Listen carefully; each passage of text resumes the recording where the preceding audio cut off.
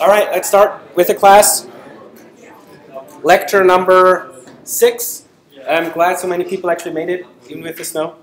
As you might know, I do record these lectures. They are all linked from the website, but don't take it for guaranteed that the videos will show up, because sometimes I have hardware problems, something crashes, and then there won't be a video. So most of them will be there for you as a reference. Next year it will probably be better because some of the videos are already there from the last year, but we will see. Hopefully it all works out. Okay, a couple of announcements. Homework 1.2, I think everybody has it done now. And you all should have submitted the files to Circuit Graphics. Hopefully we will be able to pick them up either the end of this week or early next week. I haven't really talked to them yet. These are just a couple of more notes when you later on do schematic designs. Some of them we talked already about. Top metal layer is not for text usually. That's what the top overlay or also silkscreen is for. So silkscreen is the actual name. Top overlay is what Altium calls it.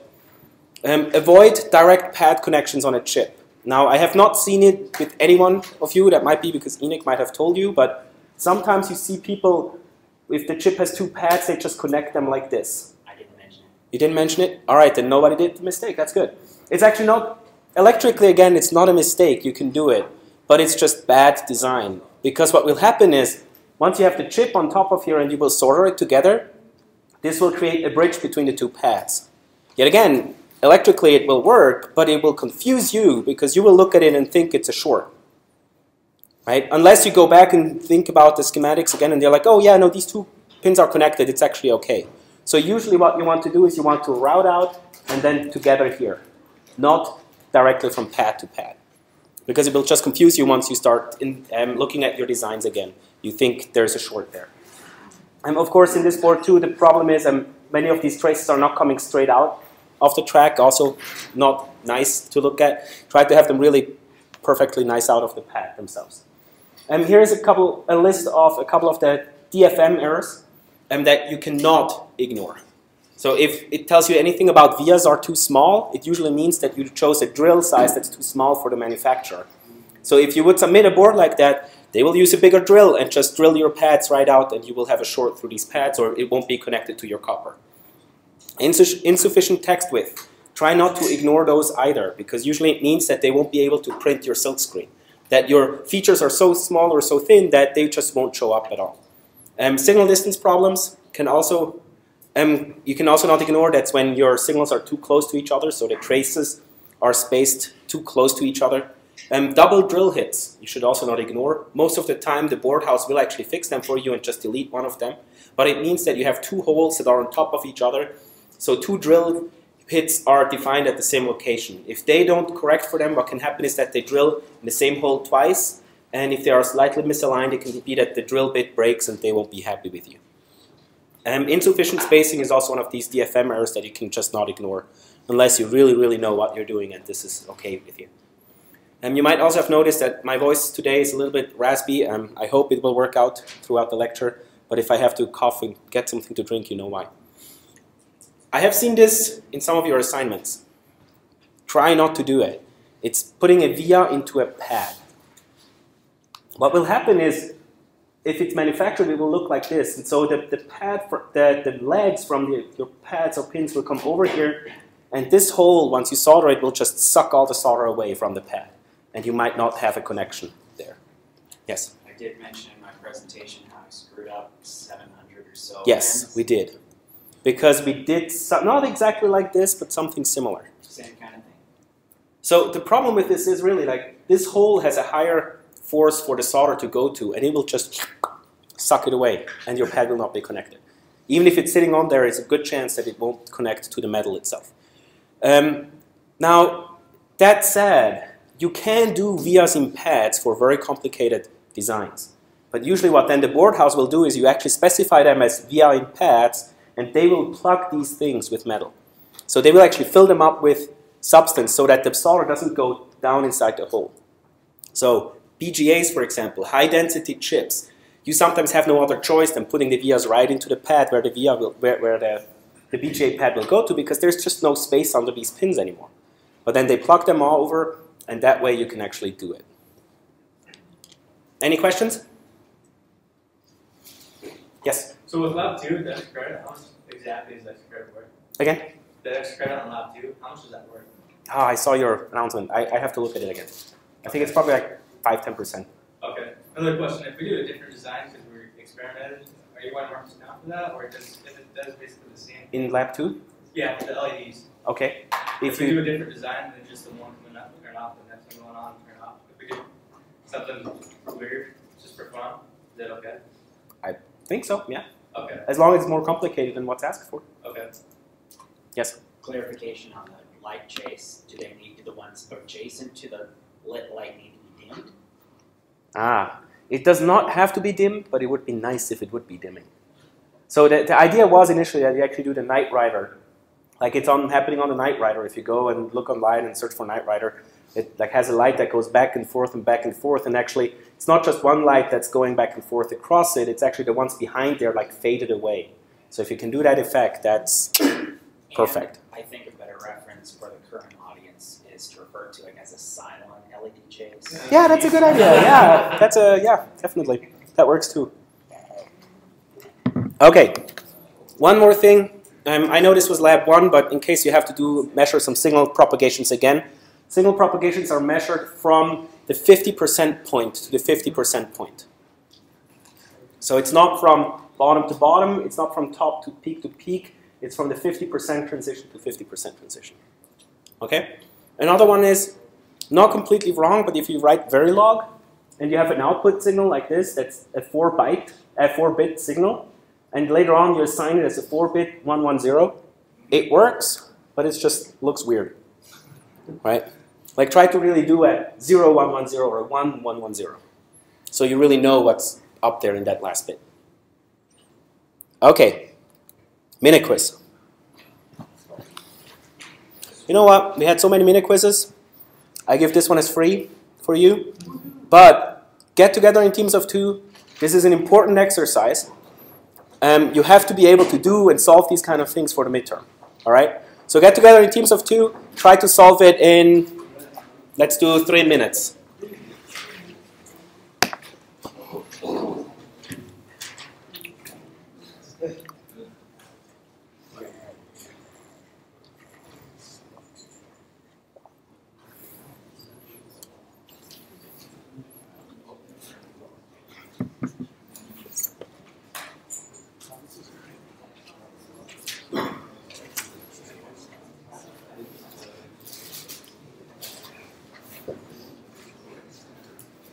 Do we have to do this off the top of our head? Sorry?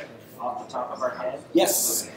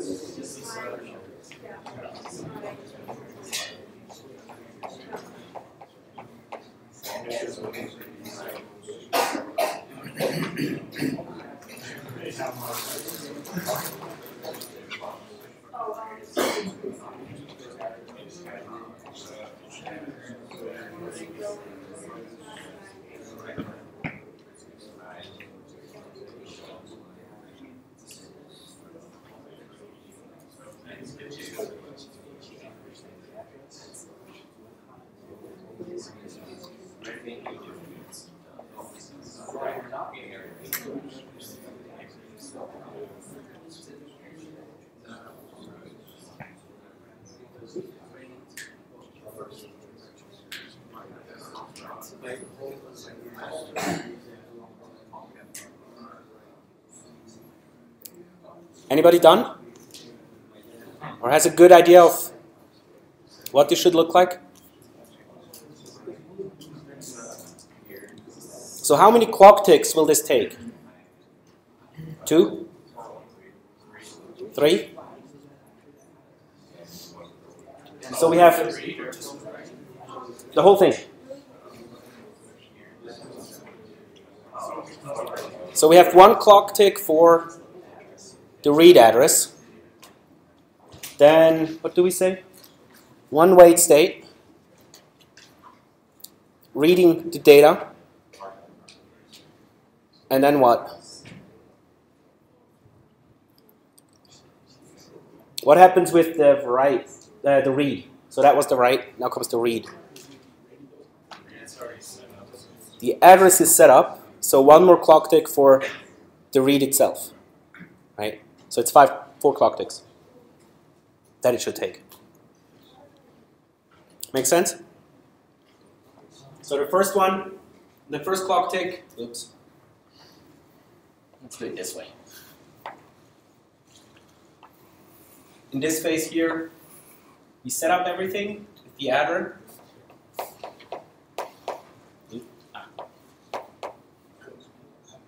What's HWrite doing? High or low? High. So, high. HW data.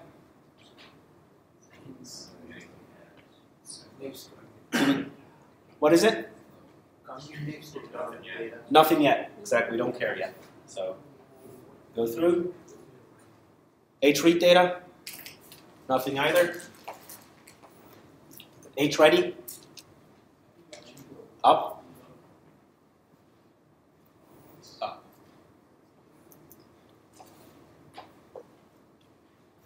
Right. So what's happening next in this clock tick? Address is becoming, staying. What happens? Staying. Next, it's pipeline, right? This becomes adder 2.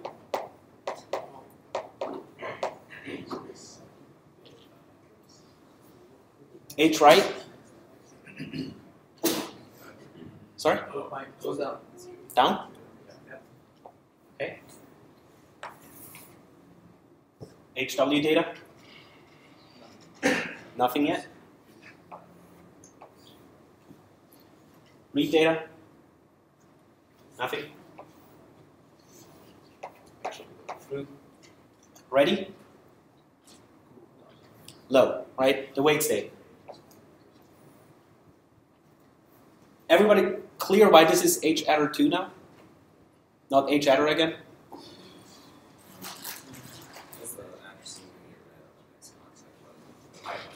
Exactly. In the pipelining, he already moves on to the next one with HAdder. But then he tells him a wait state. So what does he have now? The master now have to do over here?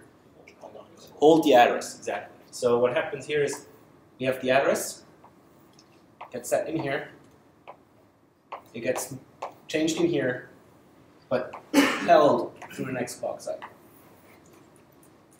etc., etc. You can finish the rest now. That's the important thing. Yes. Your write data, where does it actually have to be set so when you're trying to write? This guy here. Yeah. It's a good, wait. Here.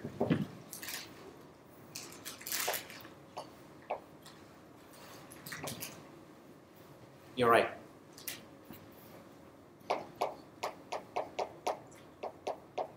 And then it gets held through this guy here.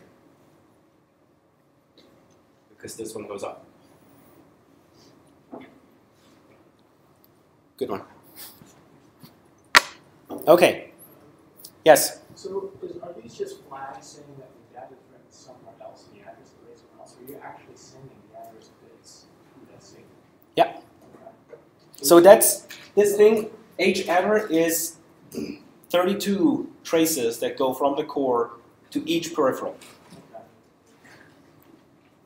that everybody listens to. Now there is some matching stuff, and there's multiplexing in there too. There's multiple buses on top of each other. So it's a little bit more complicated, but you can think of it as the core has 32 lines, which is an address bus that goes out, and then everybody who's interested in has like lines on there to see if the address is for him or not. Excuse me? Yeah? Write data comes one block after address. Yes. So the data, Address, data. but it's not ready. Yes, but we write to it. What it means is when the peripheral tells you it's not ready yet, if you do a write, you have to keep the data there.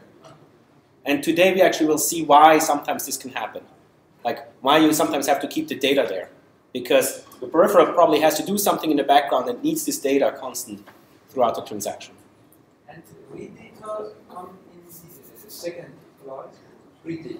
Read data would come in here. So this would stay. This would come here.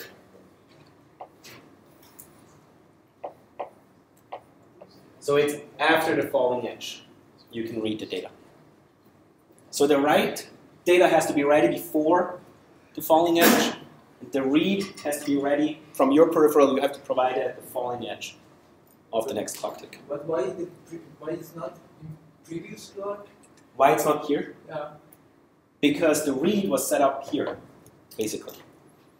So you have to keep the address here on the data bus, but because this transaction is still going on, this address becomes valid here, and then so the data comes here. You can't pipeline like a read and a write at the same time. Yeah. Because what would happen with this line here, where would this go high? I think it goes high here, if I'm not mistaken. Not entirely sure. Can somebody look up when H write transitions? Last lectures? Nobody has the slides? I got it. I can go to the next slide? That's right. So there's a transition, goes high.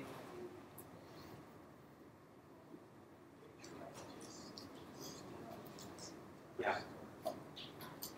Transitions here.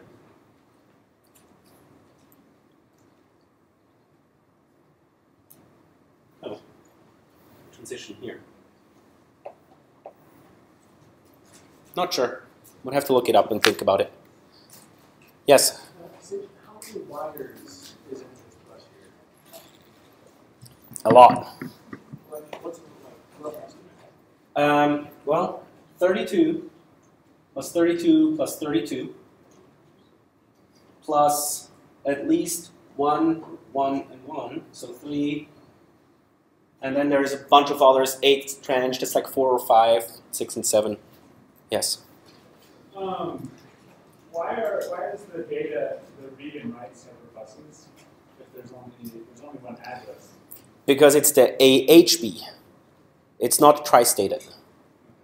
So you don't want to have any bus that has to be, one of them has to be tri-stated so that other people can actually use it. And so it's always like an output bus or an input bus. That's why they separate it. Because they want to make it high speed. Yes? Sorry, I can't understand.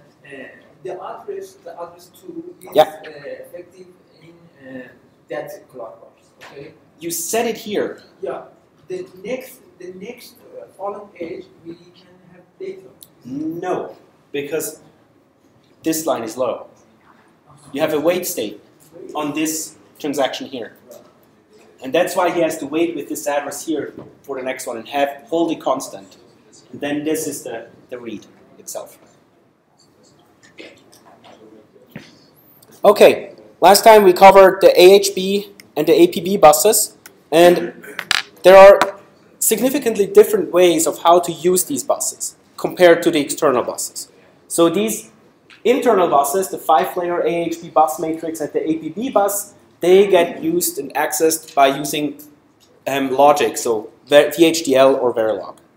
Now, in reality, once you use a microcontroller, you usually have no access to these buses because they are internal, they're inside of the chip. Peripherals use it to talk to the microcontroller, but usually you don't have access to these kind of buses. But in our particular case where we have an FPGA, we actually have to use these buses, and you can generate these buses using your FPGA because now you have the dynamic to actually write the peripheral by yourself. The external buses, that's usually what you have in microcontrollers and what you use to extend your embedded systems and hook up external components, like, for example, digital sensors, flash memories, and other types, SRAM memories, etc., etc. And these are accessed by physical wires. So remember, these internal buses, they're designed with logic. The external ones is where you actually hook up wires to a pad on your PC, on your chip to access them. So why not just export the AHB Lite and the APB? We had these questions last time, and I think he asked the exact right questions to tell you why this is not possible. Yeah. For the AHB, we would need almost 100 pins itself, right, to actually export it. Yes? Do they on the SmartFusion where it's got those gigantic DDR memory interface? So they're not exporting it, no. But in theory, on the SmartFusion, you could export the AHB bus. Because you have actually enough pads and enough I/O lines that you, in theory, could take the AHB and put it out on the bus. But the problem is, you won't find any kind of peripheral to hook up to it, because all of these things are written in Verilog. They get put into chips themselves. So it doesn't make much sense. Yes? What's the motivation that we would want to export it off the chip again? It's fast. It's really, really fast. Wouldn't that be a longer distance, though? You would go over longer distances, yes, but it's still an extremely fast bus. If you could somehow manage to get it through the pads and outside of the chip. But the problem is it's so many wires, it becomes impractical. I mean, it's faster if it's on the chip anyway, right? Sorry? It won't be faster if it's still on the chip. It will still be fast, yes. Why would we want to do that? Why would we want to do that? Yeah, to export You could have an external memory or something like that hooked up to it. That would then be directly memory mapped I/O onto the AHB. And you will see why in a second, how we use memory, external memory, how it's slower than using the SRAM, for example. Okay? So let's talk quickly about asynchronous memory, which would be one of these things hooked up to one of these external buses. Yes? Why the AHB spine here? The AHB bus matrix, because it's a multi-master bus system, so you can have multiple masters using the bus at the same time. So you have to have multiple layers of how the routing basically can go. I'm not entirely sure what the implementation is, but if you're really interested in it, look in the SmartFusion datasheet, and they talk about the AHB bus matrix and everything in detail, and how it's implemented and how you can use it. So let's talk about asynchronous memory. This is, for example, an external SRAM memory. It has 20-bit addresses, has 8-bit data bus, chip enable, write enable, and an output enable. Why would anybody use a chip like this? Why would you want to need external SRAM?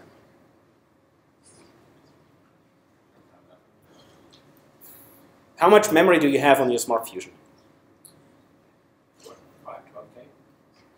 256 or 512, depending on which version. And that's non-volatile memory. How much RAM do you have? 64K, right? So you don't really have that much memory on there.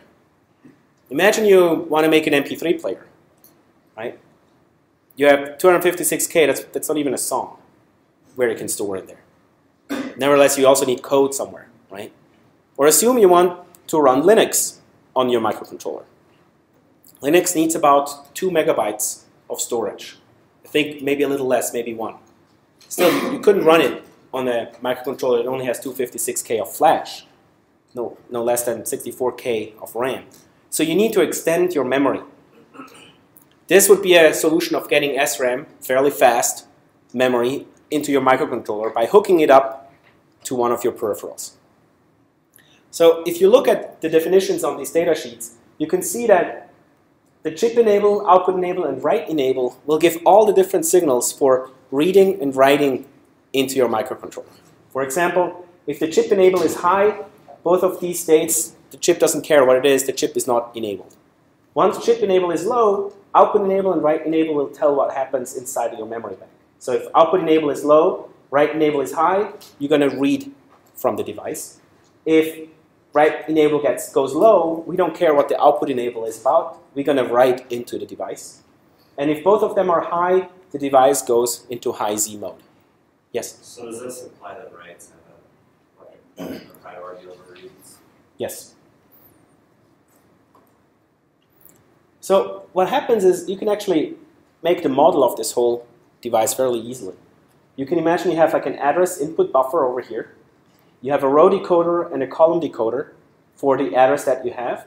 And then you have a squared memory over here. Using the row and the column decoder, you access a certain memory region inside of this memory bank. And you then have a control logic with the chip enable, write enable, and output enable that uses the I/O buffer to either push that data into your memory or take the data that's on here and push it out onto the data lines. Fairly simple. Yes? Now, a device like this, you need a lot of pins to interface with. Or you may cover this later. Is this something that you would only want to interface with a memory interface device? Well, we will talk about that. Okay. So if you look at the definition on here, there's no clock line, right? So how can you figure out how fast you can write into one of these devices? Or, for that matter, read from the device? Sorry? Like, well, I don't know the actual speed, but since you're not using a clock, right? Some sort of handshake. A handshake? Yeah, and how fast do you do the handshaking? Right? Can you go as fast as you want? Most likely not, because your memory array here has a certain latency to get the data out to your output buffers, or actually get it from the output buffers into the memory itself. And then if you go to the data sheet, you will see something like this, timing diagrams. So your device is completely asynchronous. Its memory is asynchronous. But your device has a clock. So you have to manage your device and set the clock rates right in order to match the timing definitions of one of these chips. So let's look at a read cycle here. As you can see, what happens is the address has to be there. Chip enable gets pulled low. Remember, that's the only thing on how anything happens in this chip anyway. Then the output enable has to come after the chip enable happened. And then the data out comes sometimes later, defined by the TA and the TAC lines. And you can see there are multiple definitions for the same timing, right? So there is a limit on TAA, there is a limit on TAC. And sometimes they can be different. So sometimes you have to have the address on the bus earlier than the data actually comes out. Most of the times, these two times are actually the exact same thing. Okay. A write enable controls write cycle. What happens? Output enable, we don't care at all. Chip enable gets pulled low. Write enable has to be pulled low, and then there's a different timing that happens until the data has to be valid on the bus in order to be written into it. And there has to be a time the data has to be held stable in order for the chip to actually put this into the memory before you can actually turn it off. A chip enable controls write cycle. What happens is the chip enable gets pulled low after the write enable gets set. So there are two ways of actually doing it with different timing diagrams. Let's look at a different chip. This is an asynchronous NOR flash memory.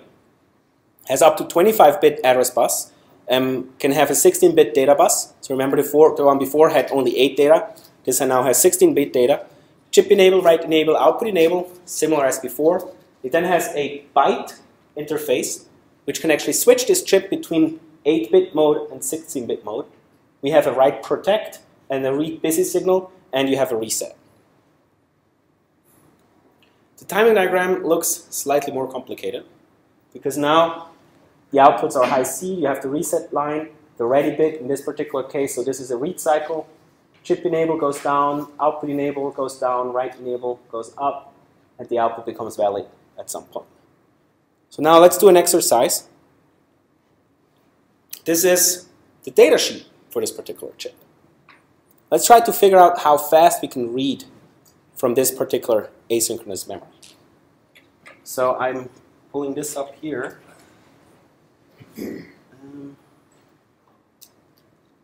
What? All right. And we go one back.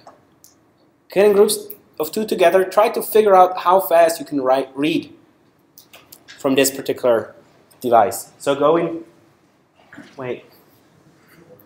Forward to. There we go. Thank you. Confused myself here. Try to figure out, match the signals that are written in here, match them with the signals that you see over here, and figure out what you can do in order to read from this device.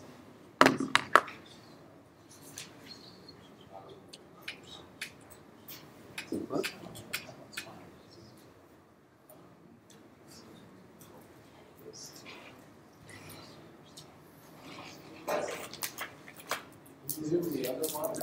I wish I could.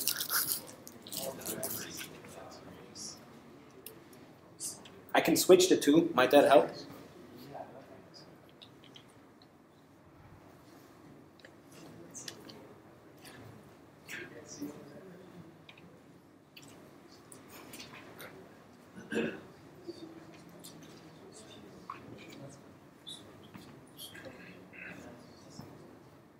Okay, where do you start?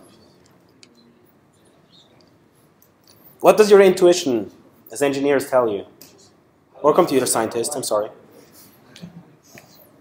You start to look at this, right? So, what will tell you timing?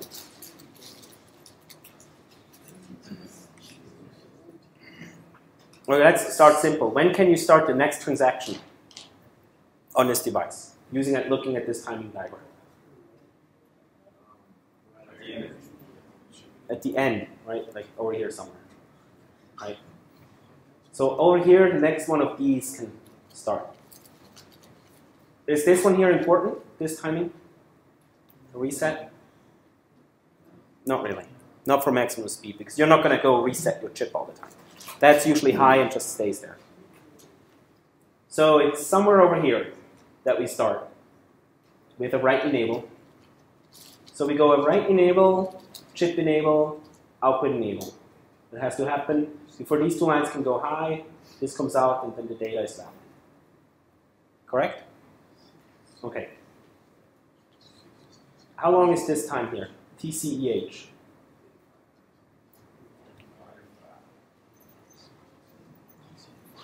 Chip enable hold time, 35 nanoseconds.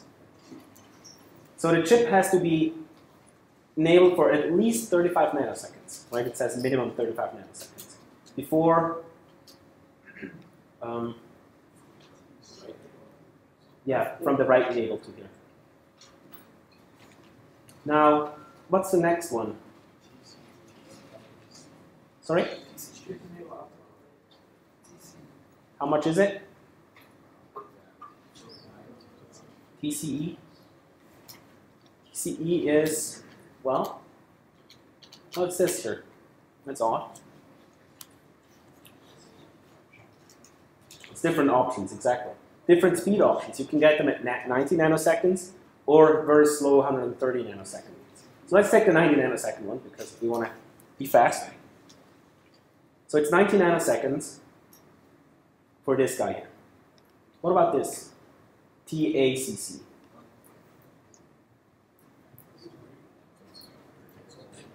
How long does that have to be? Also 90, exactly.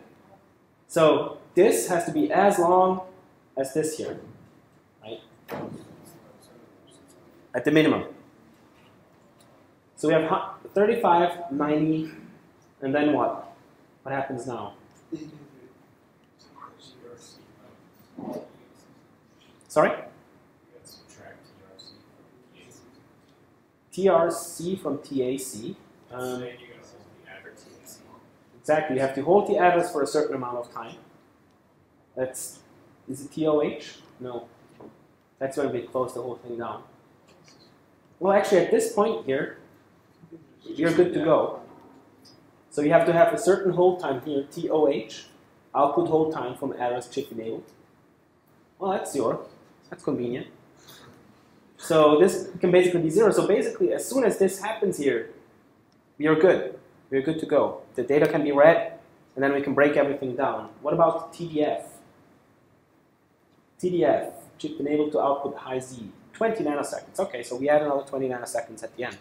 What gives that to us? The minimum fastest thing you could do with this chip. 145 nanoseconds. Sorry? 145 nanoseconds. 145, so it's 90 plus 35 plus 20. Mm-hmm. All right, that's what kind of speed? So how many megabits per second would that be? What's the width of the data bus on this guy? Ah, good question. It's 25. So you can do 25? million transactions in a second.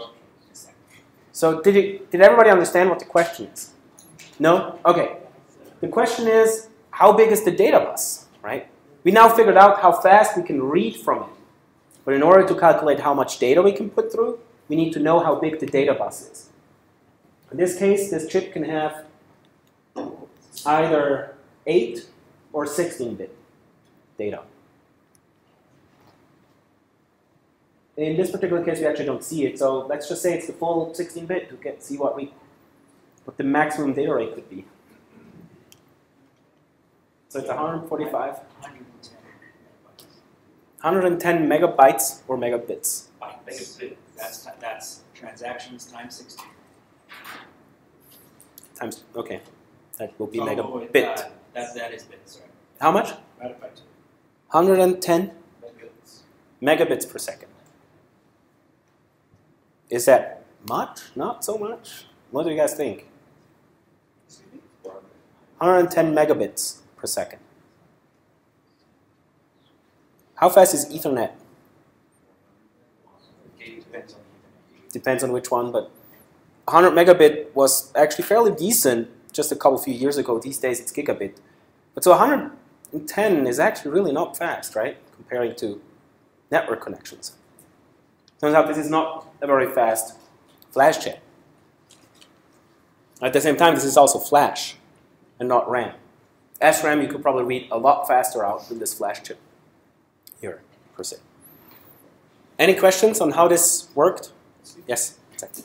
Are there any considerations to be taken into account when we take the output value in terms of the device that's reading the flash chip, how long it would take, so that increase that most likely. What we did is the calculation that could be the maximum to read out this chip. Yes? How did we get 110 megabits? We took the time it takes from here to here. One divided by that gives you the frequency, and then multiplied by the width of the data bus. That gives you the number in bits per second. Yeah? Are there different trade-offs when you choose your speed options, like the slower, asynchronous, like less power or something? It's usually price. Yeah. The faster they go, the more expensive they become. Because of how they do it, they probably produce all of them at the same mass, they're the same chips, and then they sort them. So the ones that are slower, they become cheaper, and the ones that are faster, they charge you more for. Yes? Also looks like this chip can go slower in the sacrifice of supply. Looks like it. Yes. So if you look at the setup here, ECE 2.7, they're only available, or they're going in slower speeds. If you go actually with the fastest one, you need 3-volt supply voltage. You can't go lower in voltage. Good mark. So assume you had this chip. How could you go faster than 110 megabits? But this is the only chip I give you. What could you do? Yes. You can have them in parallel. Let's look at this in a second on how we could actually improve that. All right. Yes? Give me, tell me repeat again how to calculate this duration. This duration is 90 plus 20 only? No. It was the setup here in the beginning, which was the 35. Then we looked at a couple of signals here, but it turns out they don't really matter because several of them are 0 nanoseconds, so you don't need any setup. The longest one was then this guy here, which has to be 90 nanoseconds. And then you had a hold at the end, which was another 35 seconds, nanoseconds. So it's 90 plus 20 plus 35. Yeah? it also, so this chip won't, you have to address every single read, right? You can't do burst reads or burst writes if you wanted to. Could be. That would speed it up too. It could be. So sometimes you can, if you tell the chip that I want to read starting from this address for that many bytes, or just keep reading, it will just keep incrementing and spitting out the data, and that sometimes can go a lot faster. But I'm not sure if this particular chip has burst modes. It might. Okay. Another nice part about memory controller interfaces is that you don't really need the memory on the outside. For example, in this particular case, we have an LCD controller that mimics a memory device. So it looks like as if it were memory, and you can hook it up to a high-speed memory interface, but instead of writing into a memory, you're actually writing into the LCD controller's registers, and that way you can update or refresh an LCD extremely fast using a memory interface. So in this case here, this is actually the memory controller chip, the LED that you have on the SmartFusion, which is a 96 by 16 OLED panel that has a memory interface or an I2C interface. And I think in your case, on the SmartFusion, it's hooked up as an I2C device, not as a memory interface. But the same device could be used either through I2C serial, which we will talk about later, or through this particular memory interface. Okay, now comes the question, so how do we hook up such a memory into our SmartFusion? Or for that particular case, in any kind of microcontroller. And usually what you have is an external memory controller, or EMC. There are lots of different bus systems out there. You probably have heard about ISA, BESA, AGP, PCI, DMI, IDE, CF. They're all different definitions for slightly different types of devices. Microcontrollers often have integrated external memory controllers that can mimic different types of memories and that can talk to different types of memories by configuring them appropriately. In our case, the EMC on the SmartFusion has a memory location starting at 7000 and goes up to 77FFFFF. That's a lot of memory, right, that we can address. How much is it? How much memory can we address?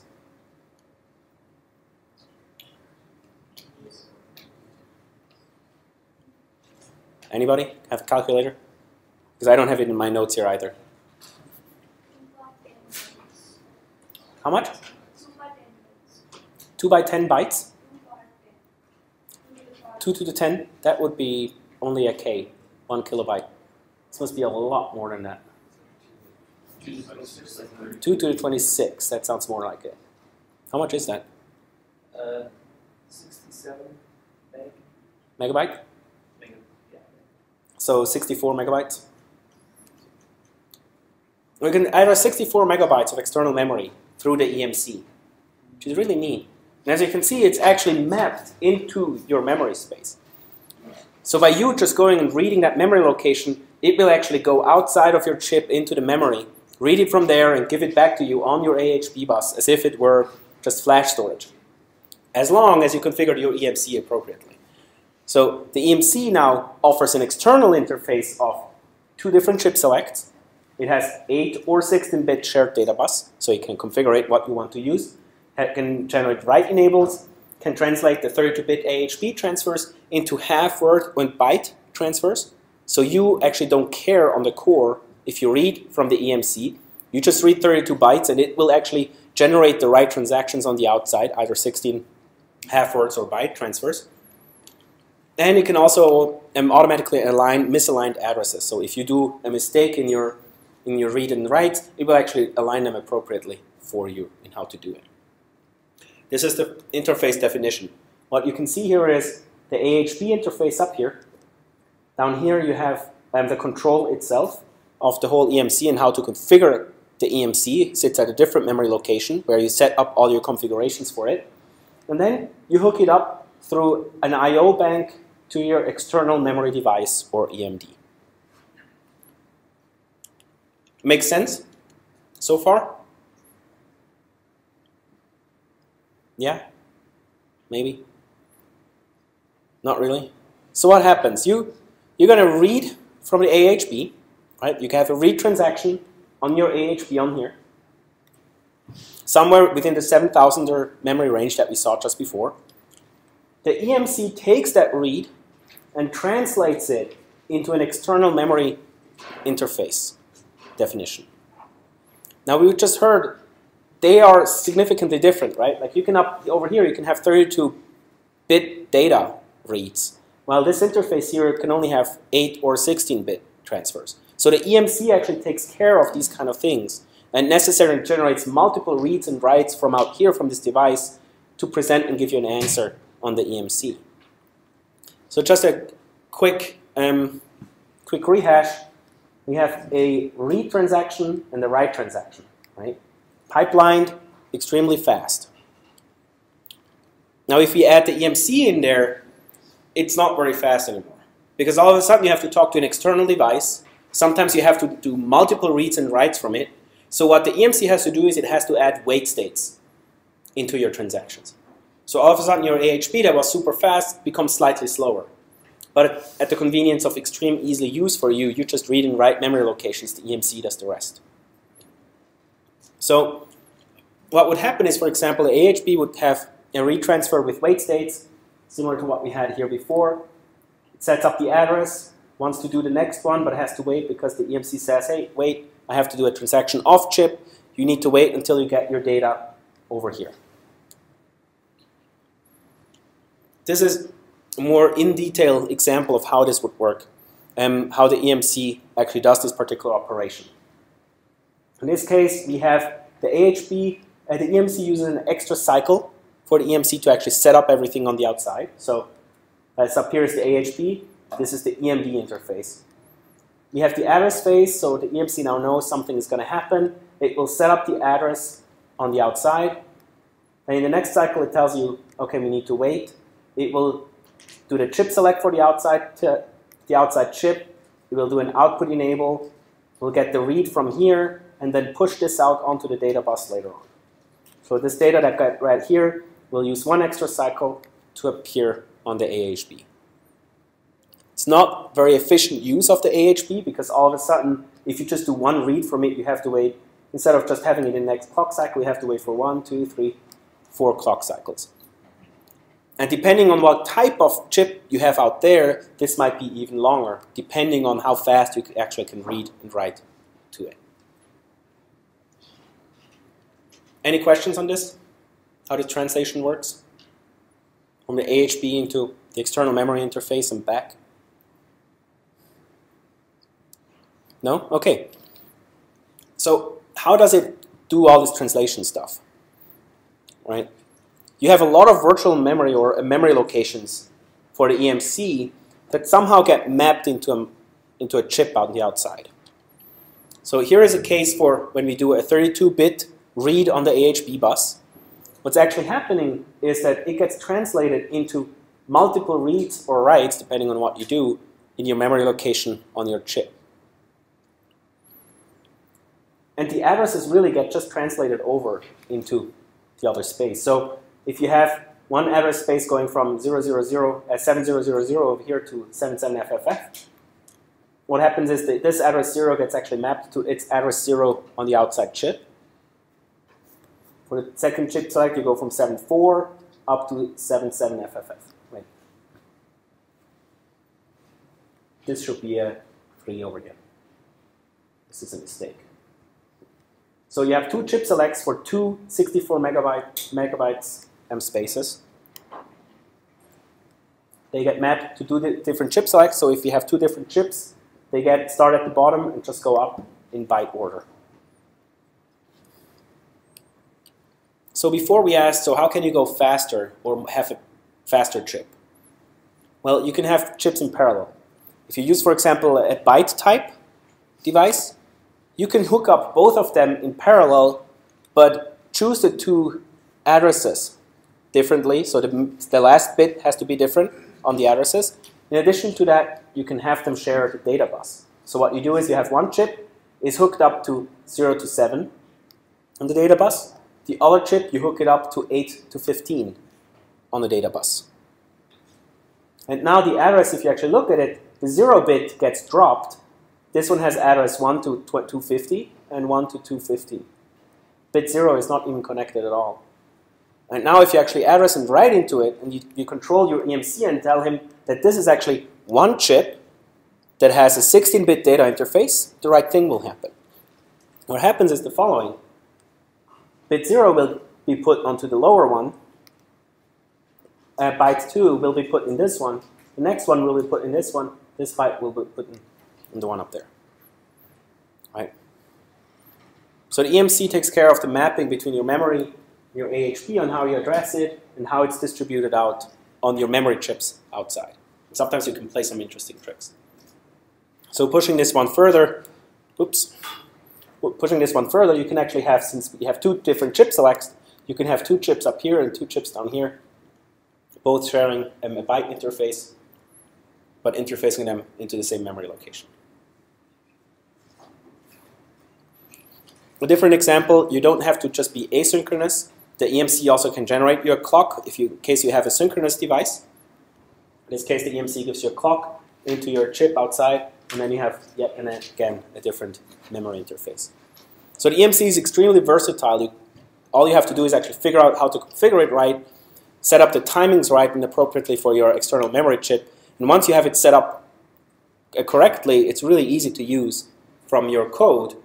Right? In your C code, all you do is you just make a pointer, point it into the EMC address, or have an array or something like that, and then you start reading and writing from it. The EMC will do the rest of storing it out there or reading from it.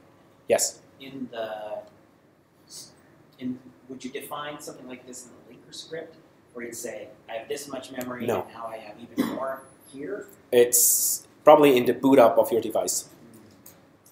So you couldn't tell C to extend the size of the stack by saying, you have memory at this location and memory at these locations. You probably could, but you have to make sure that the EMC is set up before you start using that stack up there.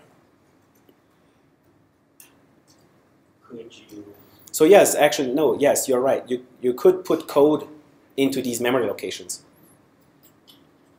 Well, not just code, but have C treat it like a stack.